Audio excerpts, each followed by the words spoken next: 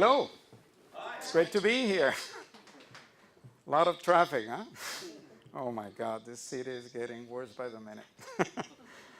But I guess we love the beach so much that we'll have to just support it, right? Just deal with it, I guess. Okay, I think I have great material for you today. I try to put a lot of stuff together that is practical, that you can really use in your businesses and in your planning. Basically, as we've been saying, strategy for me is basically the most important factor in making a difference in a business. And strategy somehow drives certain key performance indicators in the company that we all should be very vigilant of, right? So I have a deck here prepared, so I'll try to go as fast as we can to cover this material in an hour. And I understand there's also a Q&A session after this, so I could be answering your questions if you have some. So let's talk about the American dream and what has been happening in the US. One of the things that is most important to understand is that if you want to live the American dream, the best way to do that is by becoming an entrepreneur. There's almost no way you can become rich in this country just by having a job, even if it's a great job. Eventually, you'll climb up the corporate ladder and you'll get to a point where somebody has to be better than you. And basically, corporate politics is not something they train us for. But the knowledge to launch a business, to drive a business, make it grow, is something we can all do. If we, of course, get applied, try to learn, and work very hard. So most of this session is targeted to entrepreneurs and managers also who are driving small businesses all around the US. So this is a big decision. When do you want to stop being an employee and become an entrepreneur? And basically what happens is you can do it right now, which is, I think, the best way to do it. Start as soon as you can, because there will be some failures and it will take some time. So the sooner you start, the better. Because even with failures, you will learn a lot. Those teach a lot. And then you can apply all that knowledge to adjusting the current business or just pivoting to another business. Or you can postpone that decision because you have a nice job and you're in your comfort zone, and then wait a little bit. And then later in life, again, contemplate the possibility of becoming an entrepreneur. And basically, that happens when you're almost 40 years old. You start thinking about that again. And if you're thinking about that, do it. Do it right now. If not, what could happen, of course, is you get to the unavoidable phase in your life when you have to become an entrepreneur. So you can, still be employed and think about it and prepare yourself for that very important phase, or you can just ignore it, which is what you shouldn't do. And then one day you get laid off and you have to run, right? And all those fears come. They paralyze you. You have these panic attacks, and then it's really hard to get into a positive thinking and positive energy mode you need to be a successful entrepreneur. So it's better to start as fast as you can, because when you wait too long, it's gonna become really hard. Even though you have the experience, you're not willing to take the risks. You have a lot to lose, and then it becomes really paralyzing. So get out of your comfort zone. And this is the most dangerous problem we all share and have, the comfort zone. Basically, this paralyzes us. Of course, we want to be happy. We want to live comfortably. We don't want to worry about the bills. We don't want to worry about about our future. Eventually, if you have a family and you have kids, everything will start to happen in rapid succession. Your kids have to go to college. You need the money. It's about $250,000 per kid to get them through college. We all want for them to have the same opportunity we had. So get out of your comfort zone as soon as possible. And the reason that the American dream is possible being an entrepreneur is that taking risks, you can expect better rewards. Of course, those are higher risks and you need to have the stomach for that, but you will eventually get better rewards of being an entrepreneur. So basically my message here is become an entrepreneur if you're not already, as soon as possible. It's the best thing you could do for your life. Even if you don't succeed and you can come back and later get a job, you can somehow learn from the experience and start plotting your plan to become an entrepreneur again. And got good news for you. You're in the right place and basically at the right time. And most people don't know this information, but Miami is like the perfect beachhead for businesses, not only from people coming from Latin America, but also to American companies that are trying to jump into the Latin American sphere, even European. But there are facts that somehow tell us this is the best city to be an entrepreneur right now. The first one of them, and I don't know, there's a Kaufman Index that measures what are the best cities in the United States to be an entrepreneur. And for the first time ever, Miami scored #1 in the ranking last year. And Austin lost that honorary place, which I think they had for the last 12 or 13 years. So one other place you want to be if you want to start a business is in Austin, Texas. But there are interesting things about this. I mean, Miami becomes suddenly the #1 startup city in the US, which means that there's a lot more people willing to become entrepreneurs in Miami. But at the same time, it doesn't behave exactly the same as it does in other cities. I mean, medium age for becoming an entrepreneur in Miami is 35 to 54, which is kind of interesting. Most of the entrepreneurs that start in Miami are people that have above $100,000 in income and have graduate educations. So those are good things to know. Interesting.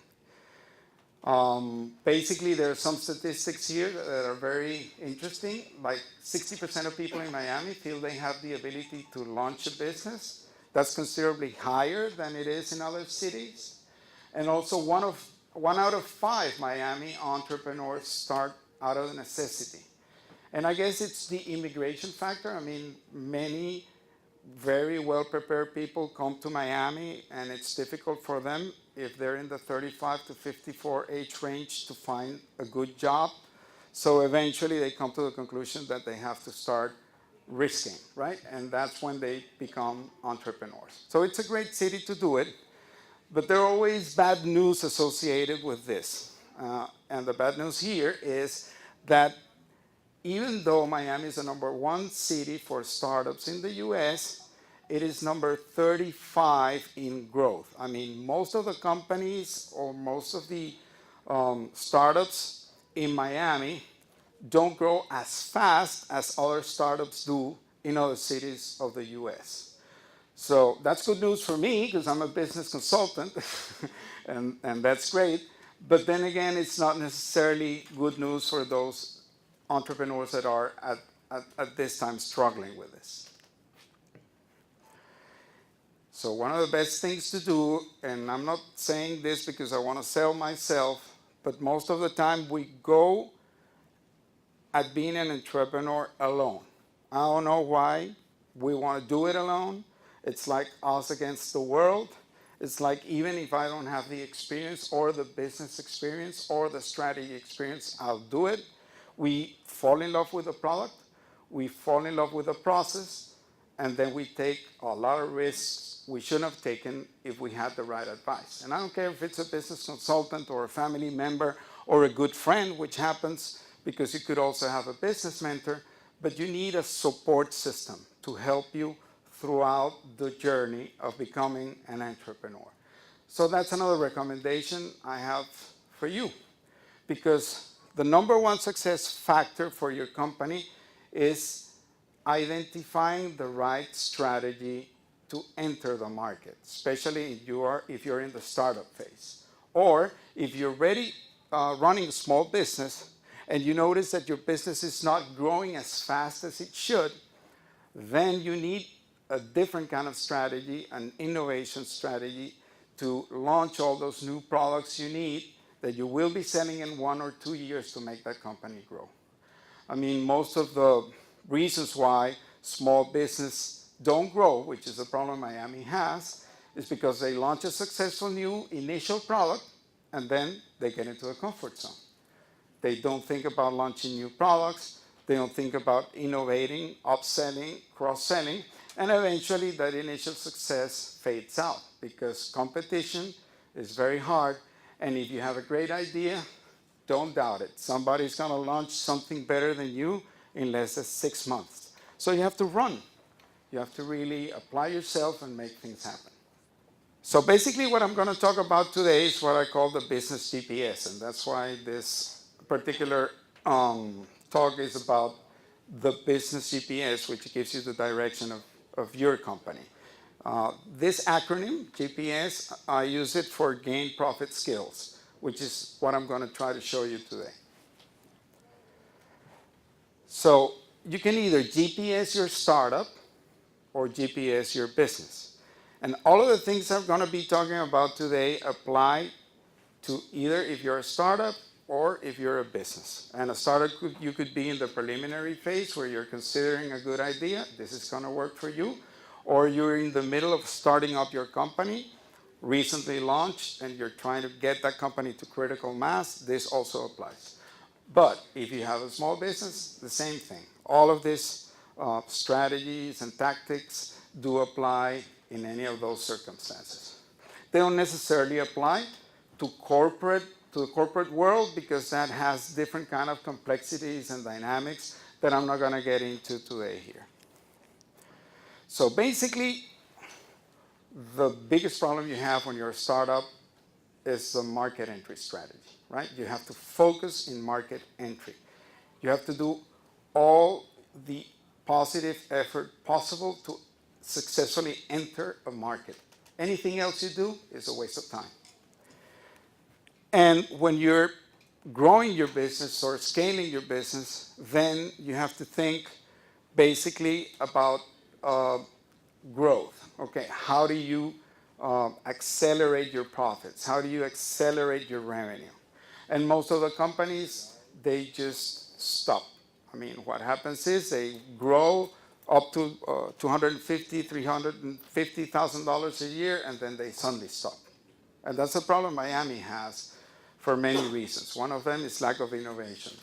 And it's one of the main criticisms this market has.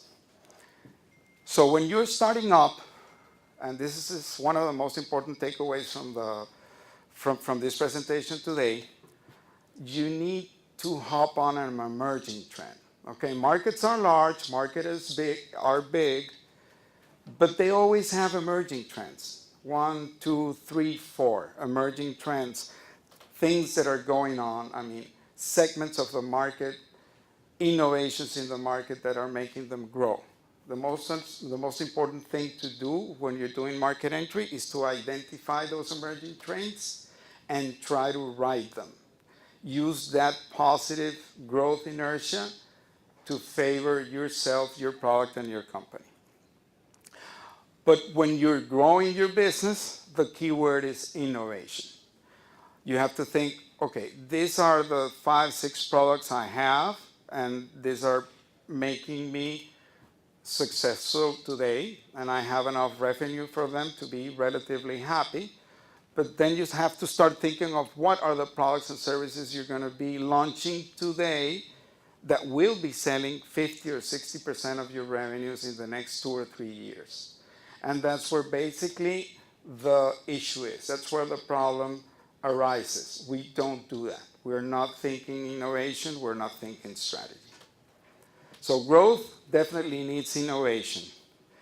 And scaling a business, which is basically when you want to come into new territories or want to open a new store, needs reapplication. You have to identify the good practices that made you successful and then reapply that. So now we're going to go into basically 5 business GPS steps that I want you to remember. The first one is probably one of the most important. It's better to be first in a market trend than trying to be better than your competition. And we always instinctively try to be better than the competition. And if we go that way, it'll take longer for us to be successful. It'll be difficult to reach critical mass, and you will alert your competitors that you are there, and they will try to crush you. So the best thing to do is to hop on an emerging trend, be first in that emerging trend, hopefully in Miami or in any other city you're operating in, and take advantage of that under the radar strategy, where nobody is looking at you, but you still have a market. And basically what happens is that when you take advantage of an emerging trend, competitors are not looking at you. And even if they look at you, they ignore you. They think you're doing something wrong, or you're catering to a segment that is so small that it's nothing of their interests. But it's great for you, because you're going from $0 to $250,000, $500,000. So it's like a highway for you to grow on. So this comes a little bit from the 22 Immutable Laws of Marketing. This is a very old book. I think it's from 1993, from Jack Rice and Al Trout.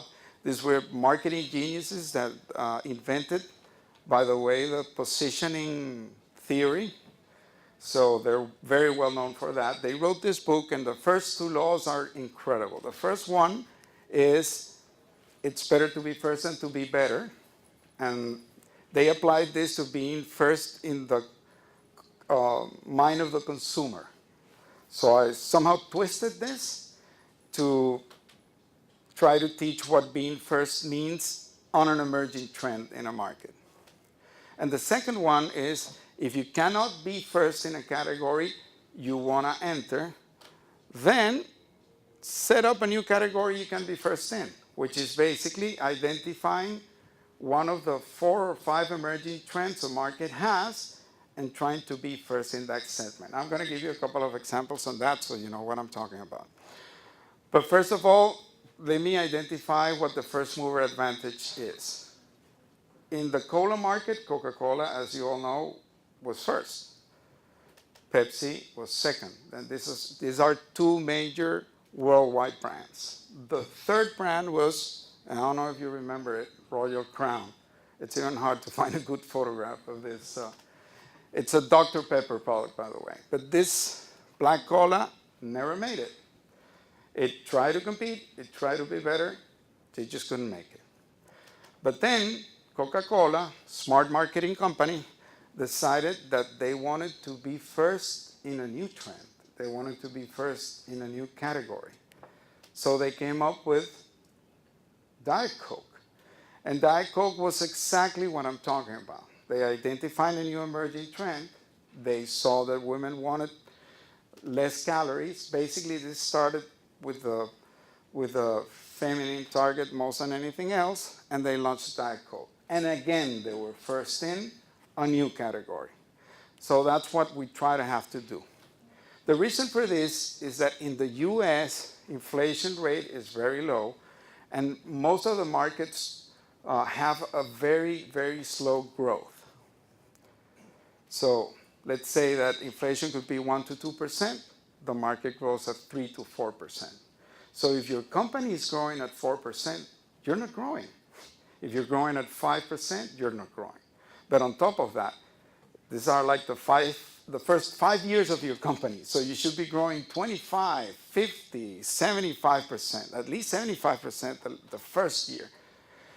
The only way to do that effectively is, instead of trying to be better in the category, better than the competition, having a better product. If you're in the Italian restaurant category, for example, don't try to be the best Italian food. It will not work. You have to come up with a category you can be first in.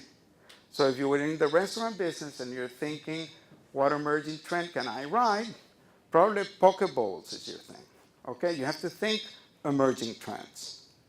So we need to enter high growth market segments where growth is high, at least 20 to 30%. You can find this information in the internet.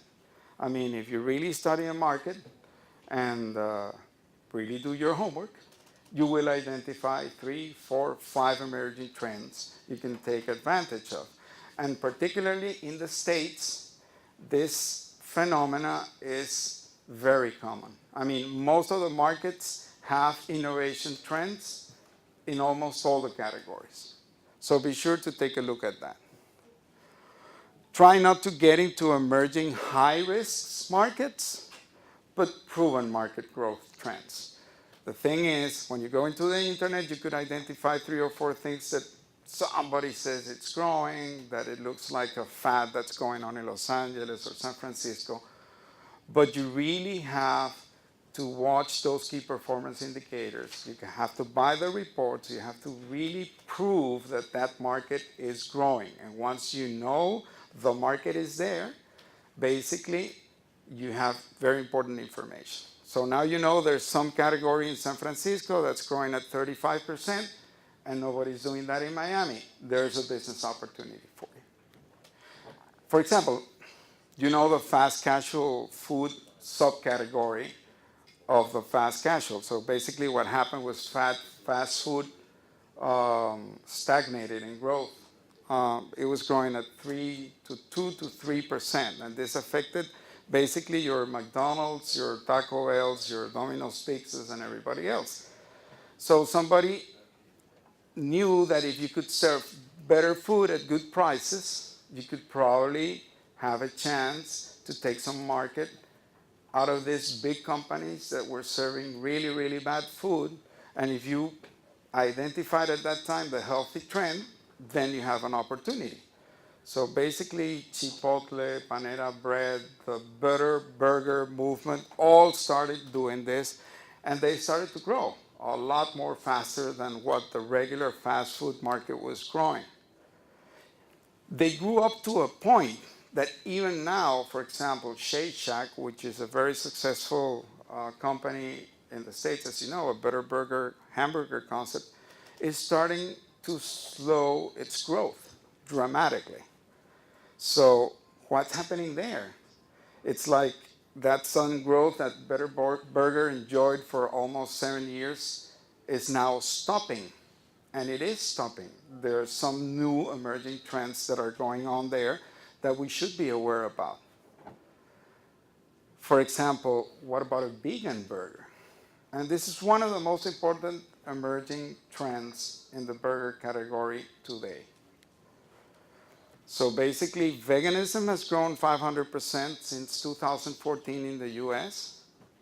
There's a lot of companies working with vegan burgers and some even meat substitutes.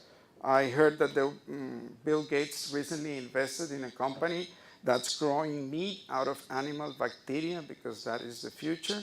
And basically they want to do that because they don't want to harm animals.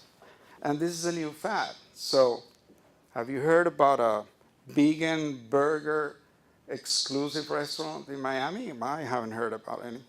That's an amazing opportunity right there. Huh? They are allowed to vegan restaurants. I know they're, well, what I've seen is restaurants that have 1, 2, or 3 vegan burgers, but not an exclusive vegan burger restaurant, which is basically what's growing. So trying to be better slows down also your break even and your payback time. And if you're an entrepreneur, you don't necessarily have a lot of money unless you already got those investors, but then they're gonna want their money back.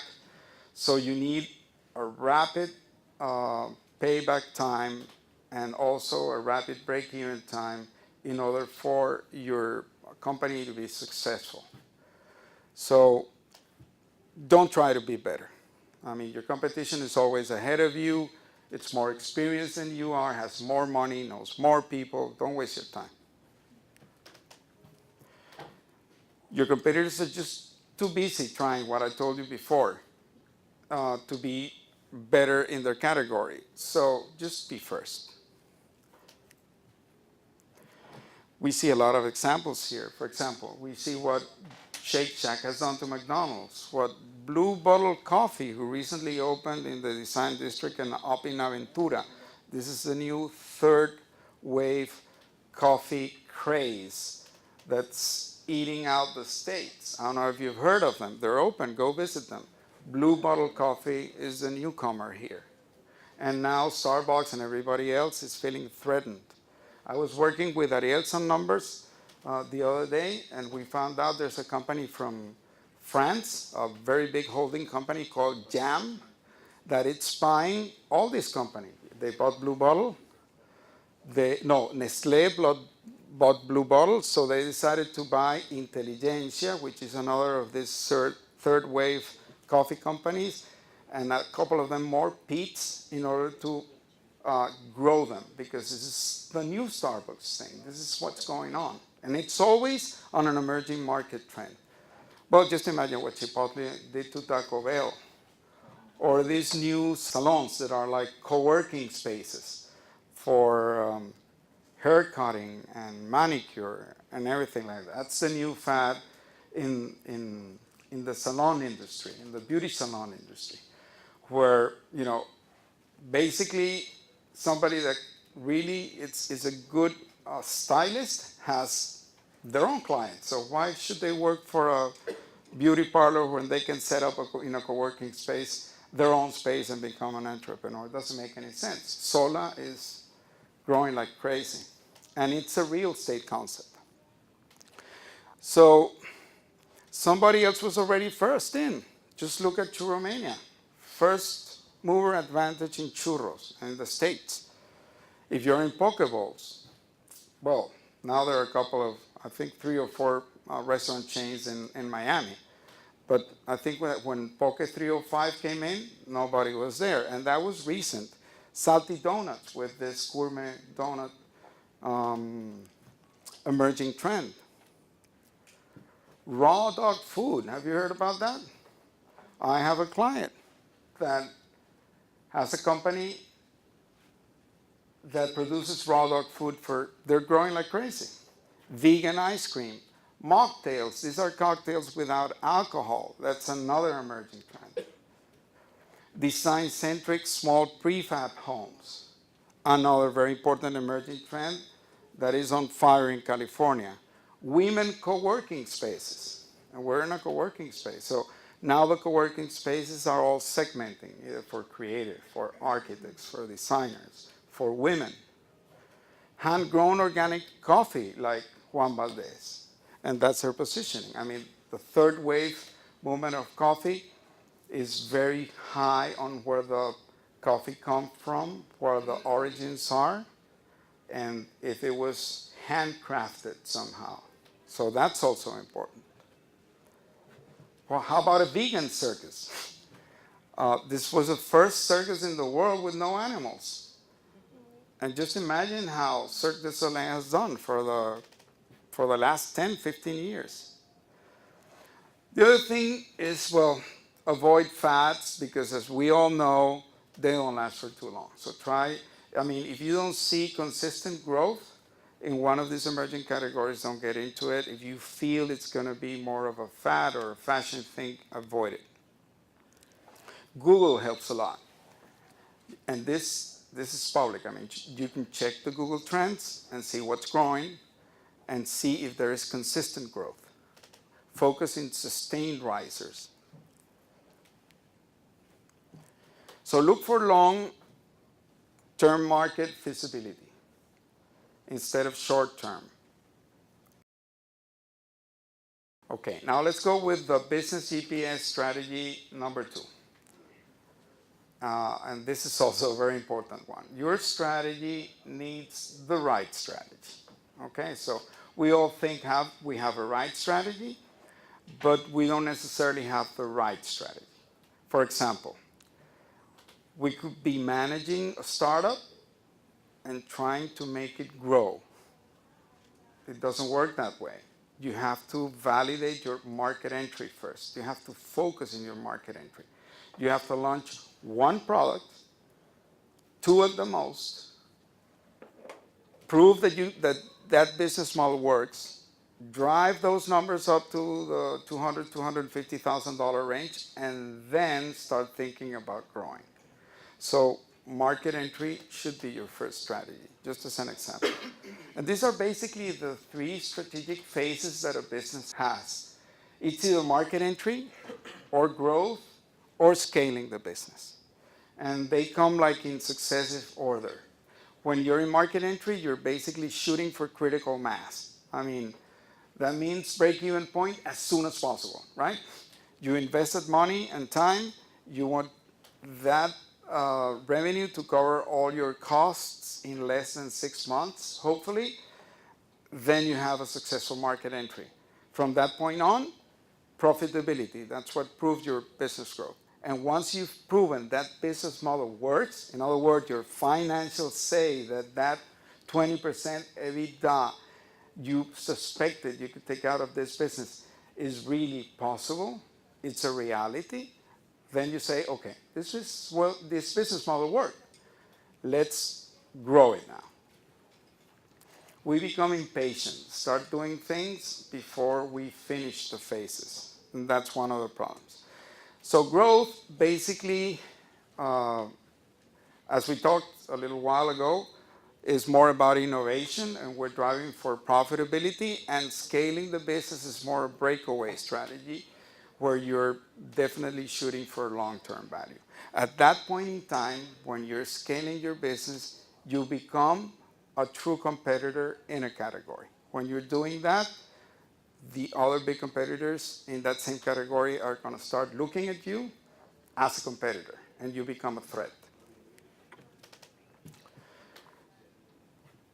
The other thing is, and this is, I see this every day, and it's interesting. Everybody verbalizes that they have a marketing problem. And what I see immediately is that what they have is a strategy problem, right? So strategy comes first and marketing follows. If you don't have the right strategy, there is no amount of marketing or quality of marketing you could make that will make a difference. You're just wasting money. You need the right strategy first. So that's why I always say that your strategy needs the right strategy. And I know you all guys have a strategy for your business, but it's about fine-tuning it up to a point when it really starts working for you. And this is like a capsule entering the Earth atmosphere. This is one good example I use when you're doing your market entry. So prepare for turbulence. You need basically the right capsule with the right speed at the right angle to enter the atmosphere. And that's market entry. If you don't have the right strategy, you will either bounce back or just burn getting in. Okay? So try to get the right strategy there. Another way to look at it is trying to align your stars for success. Try to identify a large market. As I told you, think about an emerging trend. Design a great value proposition so you have a viable product to grow with. And then identify the right target to sell that product to. That is basically the difference between success and failure. And there's some good news in small businesses. I mean, most of the small businesses in the United States have a 50% chance of surviving on average the first 5 years. So it's not as bad as some people say, that you're going to lose your company in the first year, or that I've heard stuff like only 10% of the companies make it after the first year. That's not true. You have a 50% chance of survival in 5 years. So it's pretty good. I mean, I would become an entrepreneur with numbers like that. It's like a flip of a coin. For example, retail, which is one of the most discussed about and criticized categories, that's 40%. I mean, it's a very competitive environment, but you have 40% chance of survival after 5 years if you're in the retail business. So it's not that bad. Remember, Try to pick up a big market, large enough so you know there's a lot of customers there. Identify the emerging trend you need. Design a value proposition for your new product based on that emerging market trend and target it correctly. Those are the only three things you need to do. And this also works for small businesses that are trying to grow. I mean, innovation in a small business is also or should also be based in emerging market trends. It doesn't make any sense if you're already successful with a product that probably gave you the market entry to start selling products where you have competitors. It wouldn't make any sense for Ariel, for example, now that he's very successful in churros, to start thinking about selling donuts or selling pretzels. He has to be on the lookout for what's new, what's coming, especially on the snack category. What's the emerging trend? What are people buying in that category? So you have one life to live and one business to build. So get started. I always say that, the perfect definition for me of a business or for building a business is selling new products to more people in more places more frequently at the highest possible price. That's what makes a company successful. You need new products every year. If you were successful the first year, that'll last for at least 2 or 3 years. But 70% of the products you will be selling in 3 years, you are not selling today. So you better get started. And this is one of the most important pieces of information I will give you today. So be alert, because this is really great. There are only 4 ways to grow a business. In other words, there are only 4 things you need to do to stay on top of your business and make it successful. 3 of them have to do with customers, which is great, right? You know what to do. And the 4th one has to do with your value proposition. So let's take a look at them. Let's say, just for the sake of the example, that you're running a retail store, because it's an easy way to illustrate this. And then you can apply it to any of the businesses you have. You have to, if you are managing a retail company or a retail store, you have to think about increasing your average sale all the time. Basically, what happens here is that nobody knows the numbers. Nobody sits down and gets the key performance indicators right. So you have to do a little digging in your systems and get all those Excel spreadsheets and start studying what's going on and doing some analysis. But one of the things you need to do is to start increasing your average sale year by year, month by month, if possible. If last year, for example, you sold an average ticket of $12.50, next year you should be selling $15. The year after that, you should be up to $17, $18. And you have to do everything possible to make that happen. That won't necessarily happen raising the prices. It's not as obvious as that. You would have to do cross-selling. You have to do upselling. Think about what the complementary products you have or you don't have, you could sell with the product you are already selling. And also think about those new products. Think about innovation. These new products that you don't have ready today will be ready in a year. And those same customers that were buying the product will buy this new version of the product, just like happens in technology. But if you're selling coffee, for example, like happens with Juan Valdez, or you're selling churros, it also works. I mean, if the client comes in and he wants a portion of churros, of 7 churros, you could easily tell him for $1.50, you could get 14 churros, right? And if he goes for 14 churros, you can easily tell him, well, for $1.50 more, I'll get you up to 22 churros, right?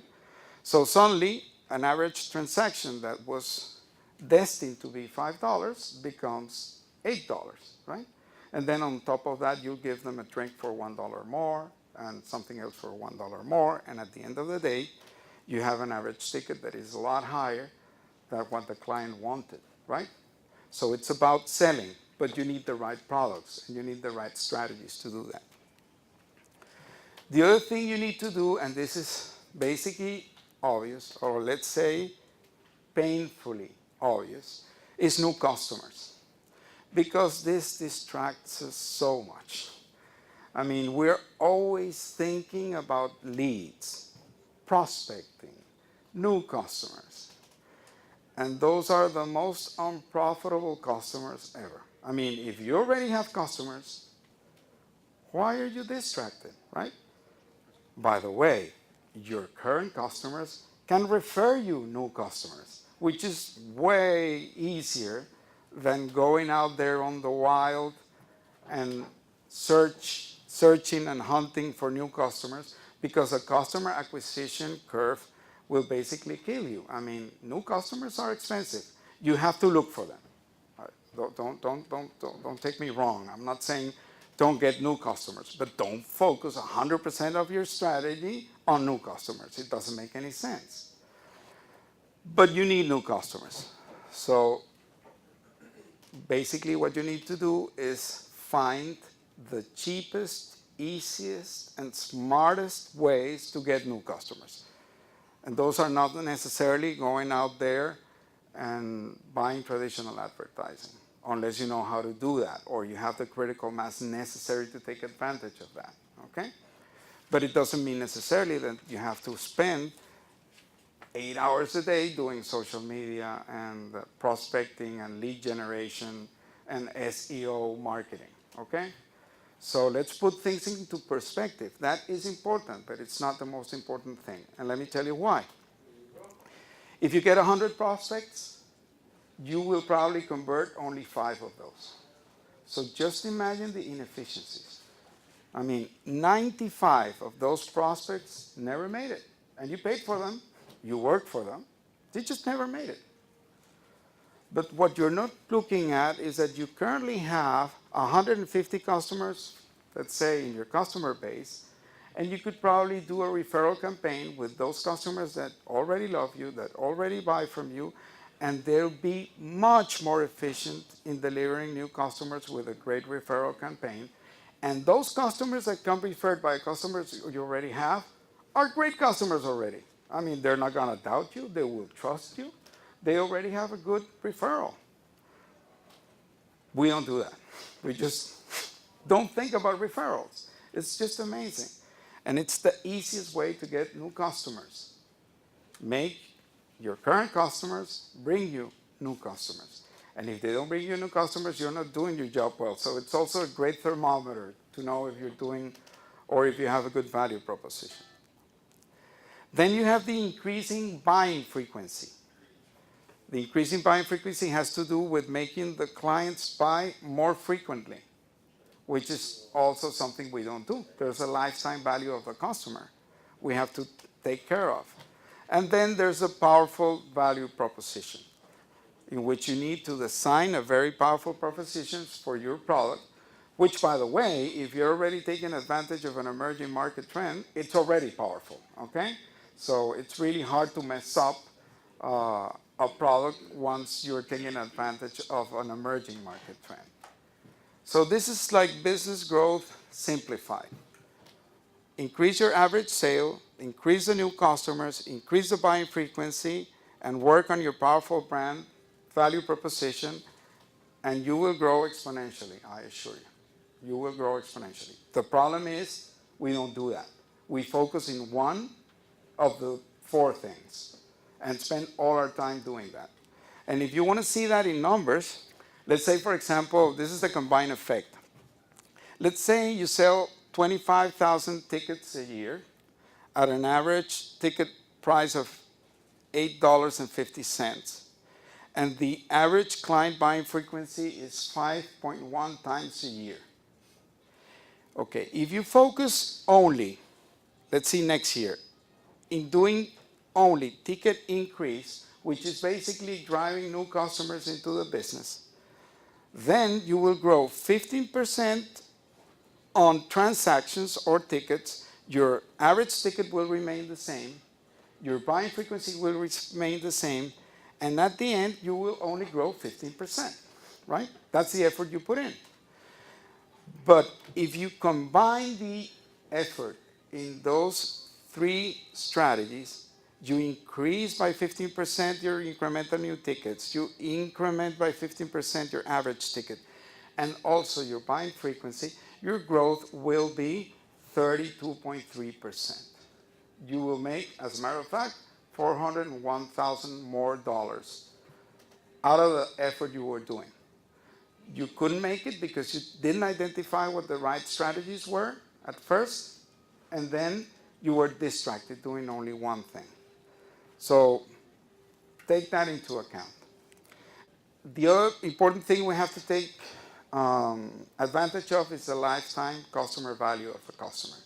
This is, and every time I talk to a client, they never do this math, and it's very important for you guys to do it. Think about your customers.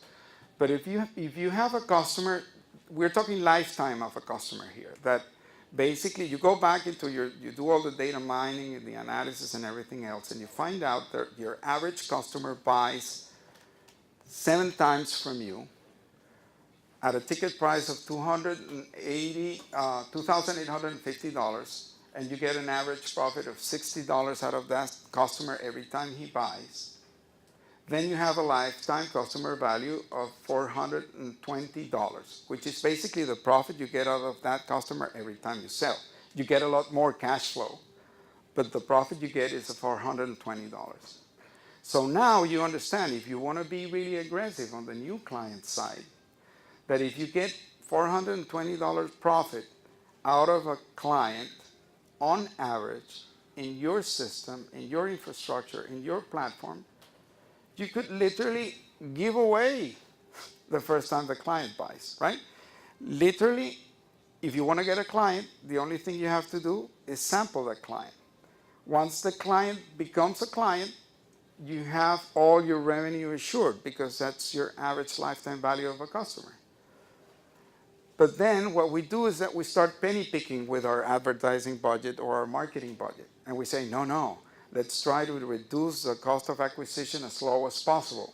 And you don't understand that the lifetime value of the customer is a competitive advantage that would allow you to practically give away the first time the customer buys. It's a dramatic example, I know, because that's not the way life works. But on the financial side, that's basically what you could do.